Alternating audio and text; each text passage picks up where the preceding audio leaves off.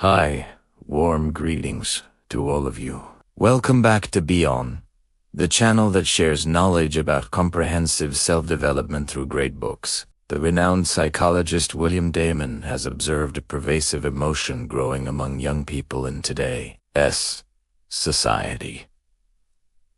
A feeling of drifting? What exactly is this sensation? Simply put, it describes a state of emptiness, a profound lack of direction, motivation, or meaning in life. It's like an invisible shackle that silently imprisons the youthful spirit, leaving many feeling lost and Many young individuals follow a prescripted path. They attend school, progress to university, and then graduate. Soon after, they become engrossed in the pursuit of making a living, earning a certain salary, buying a car, and paying off a mortgage. On the surface, their lives appear to follow a perfectly normal and acceptable trajectory. However, a deep-seated feeling of dissatisfaction often lingers. Internaji, they perceive their life as monotonous, repetitive, and devoid of any genuine value or profound significance.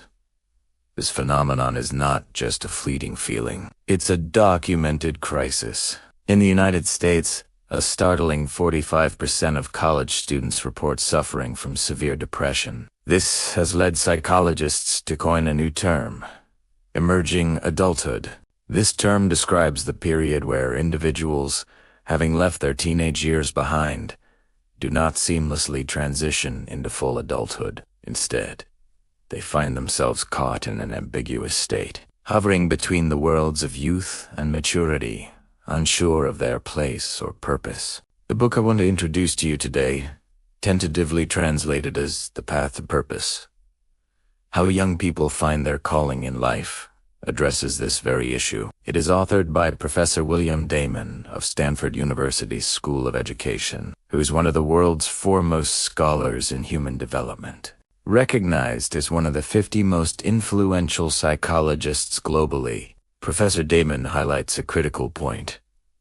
The modern youth's lack of motivation often stems from an unclear understanding of their life goals. So, how can we construct meaningful goals that anchor us, preventing us from drifting aimlessly and getting stuck in that confusing space between youth and adulthood? We will explore the answers in today's valuable book, The Path to Purpose. I sincerely hope that this sharing, especially as we stand at the beginning of a new year, will empower you to find the right direction and walk steadily on the path that truly belongs to you. May that journey lead you to a life that is rich, meaningful, free, and filled with abundant happiness. Have you ever looked around and felt like many people, especially young people, are just drifting through life? It is a common sight. So many individuals seem to be living in a state of quiet frustration or a complete lack of motivation. This isn't just a random feeling. It's a widespread phenomenon. But why does this happen? Often, this lack of drive stems from a paradox of youth. Young people are brimming with energy. Their minds are rapidly developing, and their physical strength is at its peak. However, all this potential has nowhere to go. Without a significant, steady goal to channel this immense energy, they can easily fall into a state of emptiness, feeling lost and unfulfilled. It's like having a powerful engine with no steering wheel. Based on extensive research into this very issue, one author has categorized young people into 4 distinct groups based on their relationship with goals. Understanding these groups can offer a mirror to our own lives and help us see where we stand. The first group is called the drifters. These are the individuals who prioritize a life of comfort and ease above all else. When you talk to them about their ambitions, they rarely mention any clear, long-term goals. Their primary focus is simple: how to make life more enjoyable attacks. Their minds are constantly occupied with the next new thing, the next source of entertainment, or the next social outing. This group makes up about 25% of young people. They live for the moment, chasing short-term pleasures. Now, is this approach to life inherently wrong? At first, it might feel fantastic, but over time, This pursuit of fleeting happiness often leads to a deeper sense of dissatisfaction. For example, if your main goal is to dine out at a new restaurant or check in at a trendy location, the novelty quickly wears off. Once the experience is repeated, it becomes boring. Without a deeper sense of meaning, Tori's life can feel incredibly shallow. In the same way, many young people spend hours binge-watching TV shows or playing video games for a quick dose of fun, only to feel afterward that the time was wasted and brought no lasting value. Next, we have the dreamers.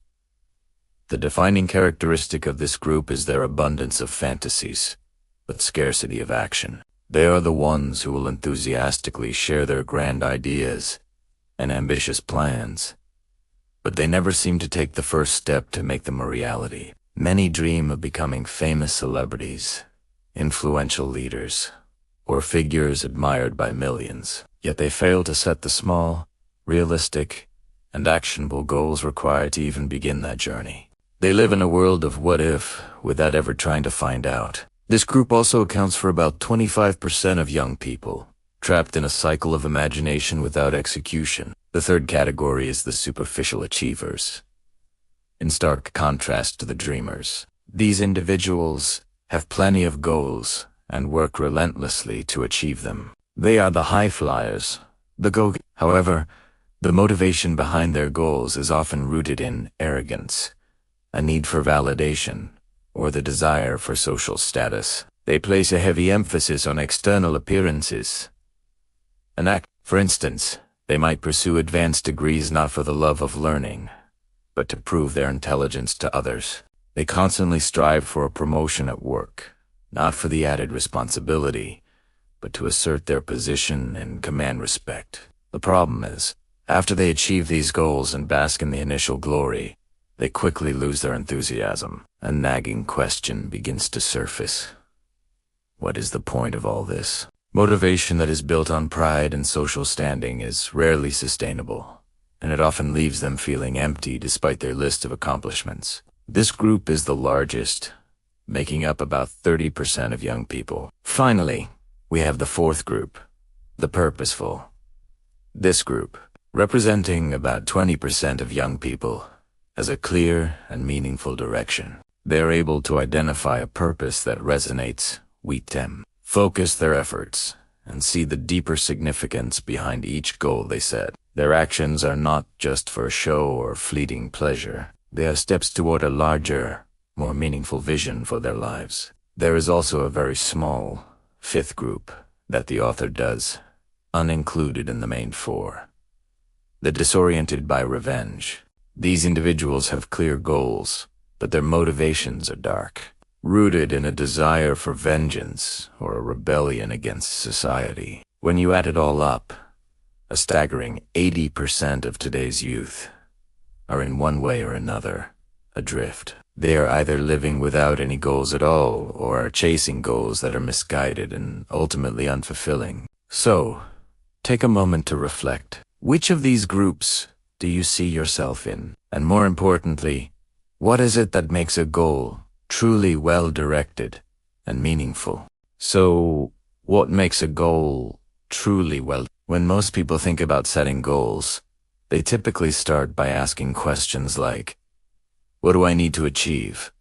Who do I want to become? These questions often gravitate toward personal, material desires. The human brain, after all, tends to latch onto specific numbers or measurable actions. For instance, if someone wants to master a foreign language, they might set a goal to memorize a specific number of new words each day. To land their dream job, they might focus on earning certain certifications or degrees. Some even set precise financial expectations, such as owning 500 million VND by the age of 25, or securing an apartment and a prestigious career by 30. When our goals are defined and guided by these kinds of measurable indicators, they can create a powerful illusion of productivity. It feels like we're moving in the right direction, building a prosperous life one step at a time. However, The truth is that simply hitting these targets doesn't necessarily mean we are living with truly well-directed goals. We must remember that a goal is not just a target. A genuinely well-directed goal needs to be grander and more solid. The author of the book puts it this way: your life goal is essentially your ultimate concern. It is the final, definitive answer to the question, why? Why am I doing this? Why does this matter to me? Why is it so important? A well-directed goal serves as the deep root system that nourishes all your short-term objectives. It's the powerful, underlying driving force behind most of your daily actions. If you truly want to live a life filled with passion, resilience, and abundant energy, you cannot be satisfied with only short-term, material-based goals. Take, for example, the common goal of buying a house. On the surface, this might seem like a long-term aspiration, but it's actually a short-term, material one. It might motivate you for a while, perhaps even for 5 or 10 years. But once that time passes, you might find yourself asking, is this house truly that important? And even after you achieve it, you may discover that it doesn't bring the lasting happiness you expected. As the book *Finite and Infinite Games* wisely points out, if a person lives their life solely to achieve a specific result, a certain reputation, or external recognition, they will remain stuck in a limited life script. This script is defined by an endless cycle of setting goals, only to be followed by disappointment when they fail, or a profound sense of emptiness when they succeed. Have you ever gone swimming? Think about what it takes to avoid sinking. Some might say, just tread water, keep kicking your feet in place. But simply treading water doesn't guarantee you'll stay afloat. Pierre Janet, one of the world's most renowned child psychologists, observed that it is the act of swimming forward that truly helps you stay on the surface. In reality, swimming forward is a form of dynamic balance. It's about finding a direction that allows you to keep moving forward, naturally and gracefully. Life itself becomes far easier and more balanced when you have such a clear direction. Unfortunately, many of us overlook this fundamental principle. We mistakenly believe that balance means staying perfectly still, holding on tightly to the material results we've achieved, desperately hoping that life will never change. But when we adopt this static mindset, we inevitably end up drifting, feeling bored, and becoming stuck. This is precisely why the author emphasizes that a solid, meaningful goal must come from your inner calling. This calling is the true direction of your life. Before you set any specific goal, you must first establish the right orientation for your life. This orientation is far more important than any individual target or action plan. Without it, all your meticulously planned goals will only lead you down a path of struggle and eventual emptiness. A goal that stems from your inner calling is one where you can see meaning not only for yourself but also for the world around you. This represents the powerful unification of your personal vision with the broader social purpose. The great psychologist Alfred Adler, in his book,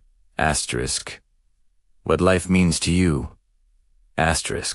wrote that you must align your personal goals with the goals of society. It is only when this alignment occurs that your goals become noble, valuable, and truly meaningful for your life. Now, the word noble here doesn't necessarily mean you have to do something monumental for all of humanity. It can be found in simple, everyday actions. For example, the author tells a story about visiting a small restaurant in a quiet town. The food wasn't particularly exceptional, but the restaurant had a unique and admirable quality.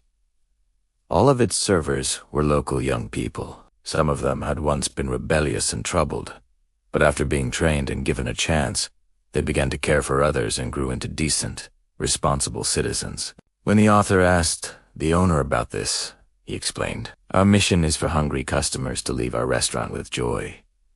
In other words, their service wasn't primarily focused on maximizing profits, earning bigger tips, or attracting more investments. Their core purpose was to bring joy and solve problems for people. If the work you do can bring genuine help and positive change to others, it means you are following your inner calling. You have found your true purpose and a noble meaning for your life. The author explains that a goal rooted in your calling must satisfy three essential conditions: ability, meaning, and joy. When these three elements come together, they form your calling.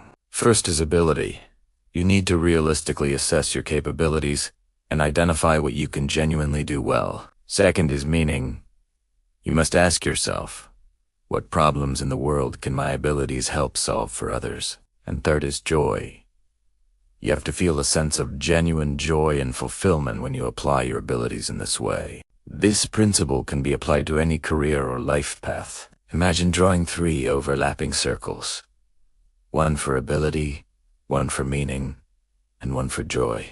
The area where all three circles intersect is where you will find your sense of machina, clear and unwavering direction for both your work and your life. When your personal goal aligns with a social goal in this way, it brings you three invaluable things: strength, continuity, and a state of flow.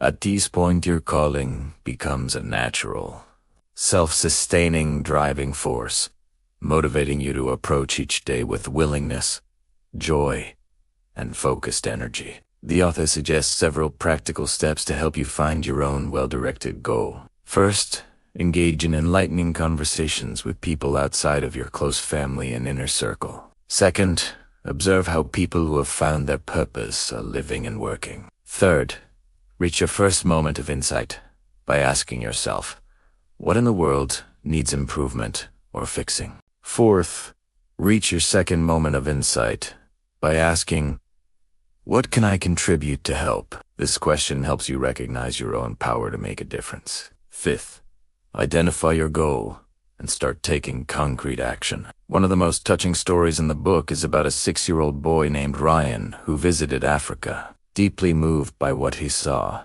he set the goal of raising money to dig wells for communities in need. He started by saving his own pocket money and then began calling on others to contribute. Eventually, he launched a campaign that grew into the Ryan's Well Foundation. By the time he was a teenager, Ryan had successfully raised funds to build hundreds of wells across Africa, providing clean water to countless people. If someone, even from a young age, can discover a socially oriented goal and commit themselves to working toward it, they can create miracles. Next comes step 6.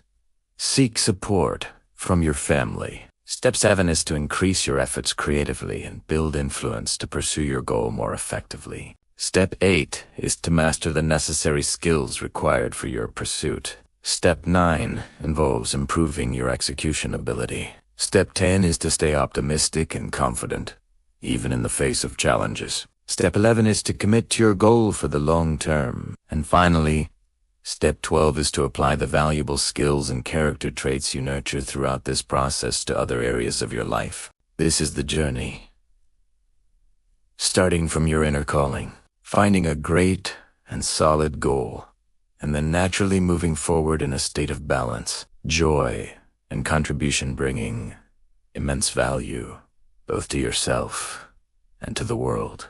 Let's dive back into our series. In this third part, we'll chat about why having a sustainable goal really needs a strong, resilient mindset to make it happen. Having a resilient mindset on the journey toward your goals doesn't mean you need to force yourself or struggle endlessly. Instead, it's about maintaining inner clarity and purity. Without this foundation, your goals will always feel out of reach, no matter how hard you work. The first mindset needed in building a sustainable goal is overcoming the pervasive culture of instant gratification. In today's society, this culture is not only extremely strong but also quite frightening. A question echoes everywhere.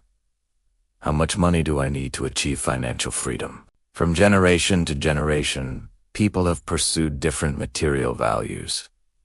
Today, among young people, the top value is often financial freedom. Of course, there's nothing inherently wrong with this ambition. Everyone has the right to chase financial security. But But a problem arises when an entire society places financial freedom at the very pinnacle of existence. If our values stop at becoming wealthier, more famous, or more successful, then what society ends up praising is sheer utility. Once these values are widely accepted as the norm, more and more people will chase after them and, in turn, guide their children to pursue short-term material goals as well. This creates a cycle where deeper, more meaningful aspirations are overshadowed by the immediate allure of wealth and status. If the worship of usefulness is merely to satisfy the desire for instant gratification, then what consequences will follow? The author we're discussing highlights 3 major outcomes: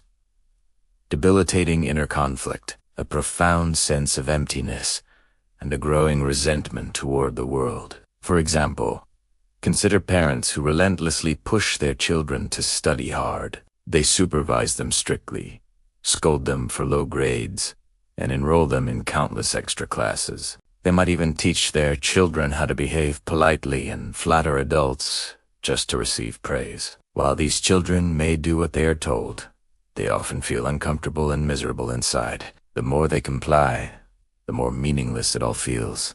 In the end, all that remains is a deep-seated boredom and a sense of disgust toward many aspects of life. This internal struggle between external expectations and inner feelings is a direct result of pursuing goals that lack personal meaning. Parents should always see themselves in the passenger seat of their child's life, not in the driver's seat. Yet, so many parents insist on driving, forcing their children into a passive role. The child sits beside them with no voice, able to go only where their parents decide. The influence of parents on their children is profound, continuous, and lifelong. That's why, as a parent, it is crucial to learn to let go of your own ego. Your personal desires and attitudes aren't what matter most in your child's development. If you impose your own ambitions on your child, you only risk pushing them further away from the inner voice that is calling them toward a truly meaningful life goal. The most important thing is to create an environment where they can discover their own path. So, what can parents do? The most powerful approach is to understand their children, nurture their natural curiosity, and allow them to express themselves more freely. It's about igniting their innate interests. According to the author, this means listening seriously to what they say, and looking for the unique spark that exists within each child. And if you yourself feel that same inner conflict while chasing values that society glorifies, give yourself permission to pause for a moment. Take the time to listen to your own inner voice and search for your own flame. It's never too late to reconnect with what truly drives you. Overall, the book we're exploring doesn't just address issues. For teenagers, it also helps us, as adults, face ourselves. While reading, we reflect on what we can do to better support our children on their journeys. On the other hand, we may also start asking ourselves a powerful question. Can I start defining my life's purpose today, right now? No matter your age, remember that today is still the youngest day of the rest of your life. The advice in this book isn't only for young people, it's for all of us. At this very moment, each of us has the chance to write a new, more authentic chapter in our lives. Thank you for listening. If you found this video helpful, please share it with someone you know who might need it. Hit a like, hit the subscribe button, and don't forget to turn on the notification bell to catch our latest videos each week. Once again, thank you for being here, and I look forward to seeing you in the next video.